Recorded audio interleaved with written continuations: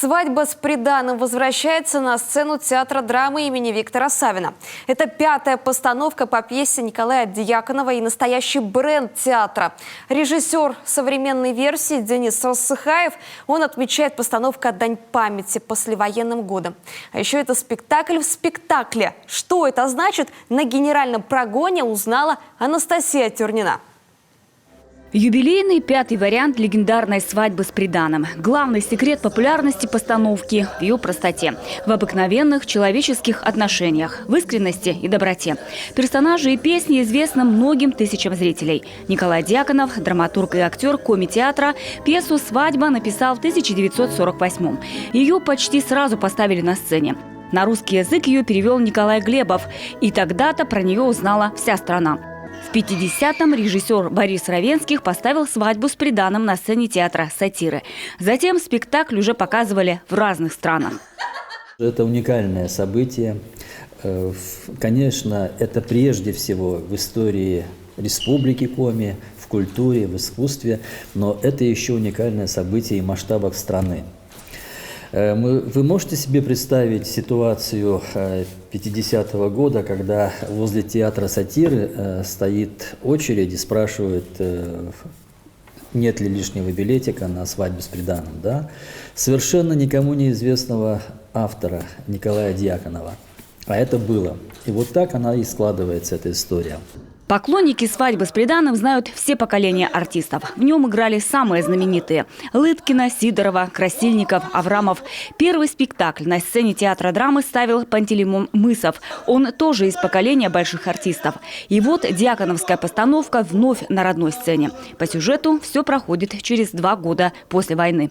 Такая дань тем людям, которые поднимали страну, да, дань уважения, да, которые поднимали страну из руин, которые пытались выйти из этого состояния вселенского горя. Ведь не зря был указ в 1946 году массово строить клубы, ДК и развивать творческую самодеятельность во всех уголках нашей страны, дабы действительно народ должен был воспрять духом. Актриса Светлана Малькова в роли Василисы признается, не спит уже не одну ночь. Чем ближе премьера, тем выше ответственность. Этот спектакль, он пропитан музыкой, пропитан песнями, которые пели мои бабушки. У меня обе бабушки были поющие.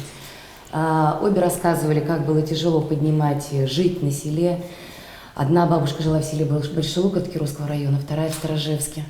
Как они, из чего шили детям одежду. Не было ни ткани, нечего было есть, не было мыла, ничего не было.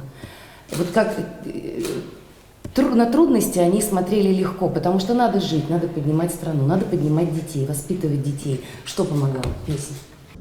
И молодым артистам, казалось бы, простая комедия дается весьма сложно. Они другого поколения. Им пришлось изучить эпоху, советский менталитет. И в этом помогли фильмы 60-х годов прошлого столетия.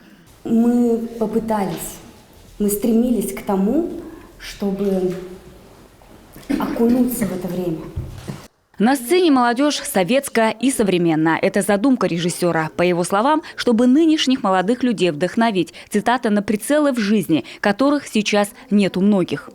Очень трудная работа, правда. Очень трудная, очень эмоциональная. Много подготовки. Затратной, энергозатратной, поскольку много песен, много танцев. Да, финальная песня особенно на душу ложится, когда вот все это проходит, и мы даже стояли буквально 2 дня назад. Все ты не рассказываешь, что там. Нет, не рассказывай, я же не говорю, какая песня, мало ли что. И не скажи. Да, ком в горле ощущение того, что мы вот стояли со Светланой Валентиновной рядом, и она говорит, как бы не заплакать от того, что мы хотим зрителю сказать со сцены.